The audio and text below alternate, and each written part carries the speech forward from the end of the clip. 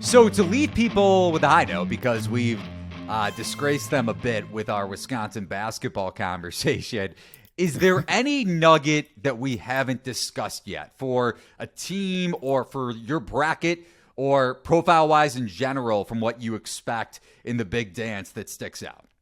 Well, a few things that I always like to think of is I always try to avoid those Ohio State teams of the past, the ones that lost to Oral Roberts, the ones who are exceptional on offense and really aren't worth a damn defensively. And a few of them I've identified. I think Providence qualifies, Baylor qualifies, and the king of qualifiers is Miami.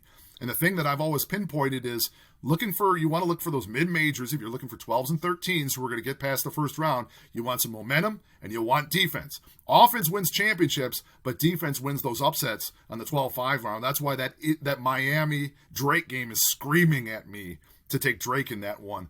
I'm all over that. Of course, as anybody who knows me on Twitter knows about the hashtag kiss of death. So you know now that Miami's going to win that game about 96-42.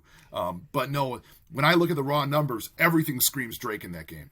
Well, it's interesting, and I'll have a piece up by the time this video is up over at thelines.com. It's a great transition point here to wrap up because I did an interview with a couple different bookmakers, and you go back maybe 5 or 6 years ago, that line, even with Omier questionable, Miami's big, is probably Miami -4.5, Miami -5. And granted, it opened up at around Miami -3, -3.5, but it's down to 2, 2.5 at some spots. So you're definitely seeing books adjust, whether it's, again, because of public perception of underdogs having success on the 12 and 13 line, especially in the last, again, 5, 6 years, last decade, or your projections and other sites like KenPom and Torvik, because like we kind of go in full circle from the get-go when we first started, your analytics sites are becoming much more normalized in the betting sphere.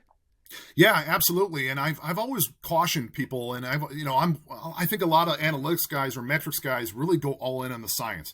I'm all about a mixture of science and philosophy. I think it's very important to keep the philosophical element in it.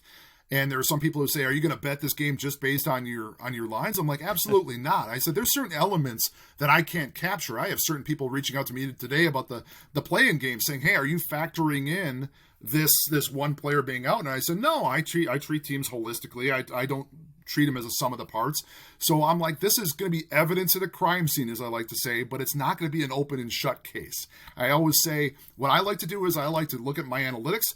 I like to bounce them off people who are kind of taking a shot of using their eyes as well. I'm going to watch games all the time as well, but I'm going to rely on different opinions and say, okay, they see something, I see the same thing with my numbers. I'm more likely to attack that than just to blindly just follow my analytics wherever they tell me to go.